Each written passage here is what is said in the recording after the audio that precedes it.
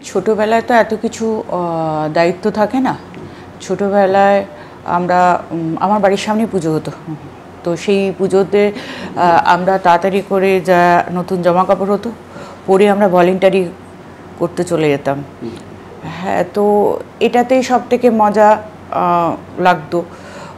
তারপরে হয়তো একদিন পুজোতে একদিন হয়তো মা বা বাবা বেরোতেন ঠাকুর দেখতে নিয়ে যেতে। আমার খুব পাটা ব্যথা করতো, আমি খুব বেশি ঘুরে ঘুরে ঠাকুর দেখতে পারতাম না। আর আরেকটু যখন বড় হলাম তখন বন্ধুরা আসতো বাড়িতে, এবং আমাদের আমি যেখানে বড় হয়েছি আমার মার বাড়ি বা বাবার বাড়ি যেখানে আমি কাটিয়েছি, সেখানে একটা রকের মধ্যে আমাদের সব বন্ধুরা আসতো। আমরা সবাই মিলে বসে ভীষণ আড্ডা মারতাম, গল্প করতাম। তারপরে ফুচকা রোল এই অবধিই ছিল আমাদের দৌড়। খুব বেশি হলে পরে আমরা রোল খেতাম, গিয়ে একবার করে ফুচকা খেয়ে আসতাম।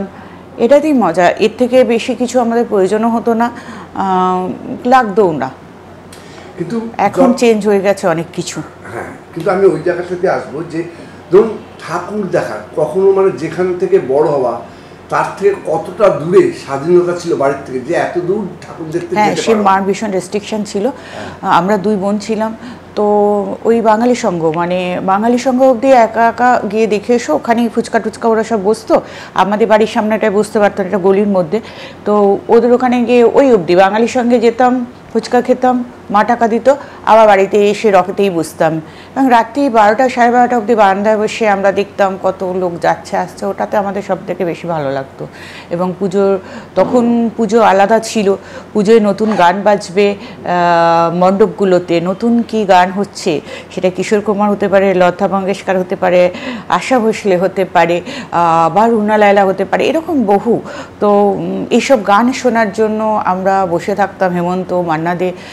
তো এই গানগুলো আসতো আর মানুষ যেত, ঘরের আলোটাকে ডিম করে দিয়ে আমরা বারান্দায় বসে থাকতাম। ওটাই আমাদের সব থেকে খুব মজা লাগতো। আর যেহেতু পুজো, মা ভালো ভালো রান্না করতো, খেতাম। সেই সময় কোন গায়ক বা গায়িকা গানের প্রতি আকৃষ্ট ছিলেন, যে গানটা পুজোয় শোনার জন্য উদ্গ্রীব হয়ে থাকতেন? হ্যাঁ, এখনকার মতো এত চেঞ্জ হতো না তো তখন। হ্যাঁ, তখন রেডিও, ক্যাসেট এই এরা চলেছিল। তো সেই সময় আমরা পুজোর নতুন ক্যাসেট গিয়ে দোকানে জিজ্ঞেস করতাম কি নতুন ক্যাসেট বেরোলো।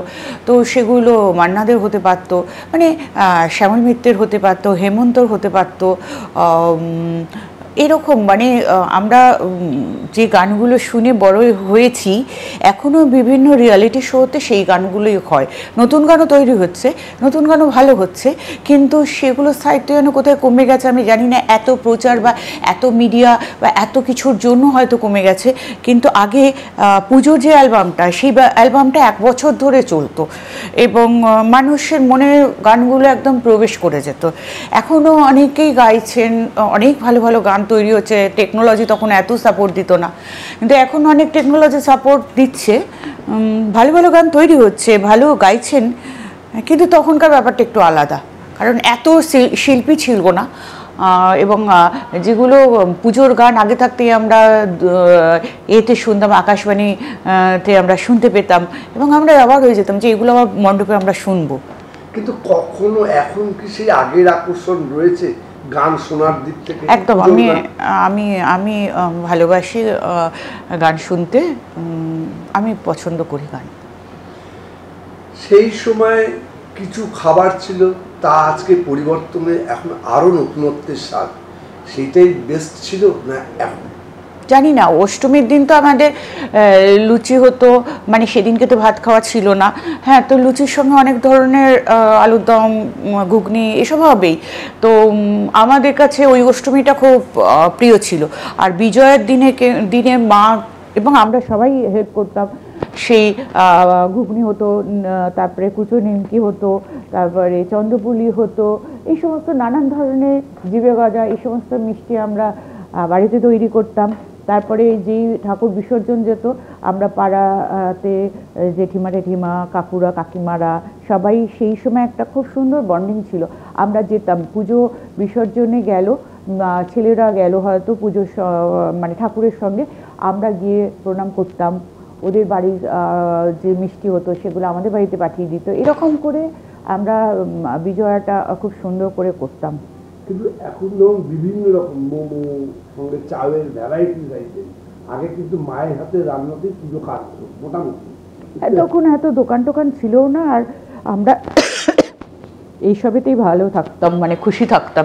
এখন হয়ে গেছে, এখন তো মারা আমরাই বা কতক্ষণ রান্না করছি, হ্যাঁ, ছেলে মেয়ের জন্য কতটাই বা রান্না করছি। হয়তো একটা খাবার ভালোবাসে, তাকে সেটা করে দিলাম অকেশনালি, কিন্তু বেশিরভাগই তো কিনে আনছি, বলছি ঠিক আছে আসবি, তাহলে ওইখানে অর্ডার দিয়ে দিই। এই আর কি, মানুষের জীবন খুব ফাস্ট হয়ে গেছে, যার ফলে হচ্ছে যারা ব্যবসা করছে, এটাও একটা অর্থনীতির ওপরে নিশ্চয়ই প্রভাব ফেলেছে, যে আমরা কিনে খাবার কাছে, তাতে হয়তো অনেক মানুষের মানে জীবিকা নির্বাহ করতে পারছে, সবই ঠিক আছে, কিন্তু এই বিবর্তন চলবে।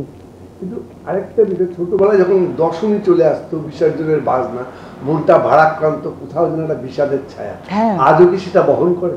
হ্যাঁ নিশ্চয়ই।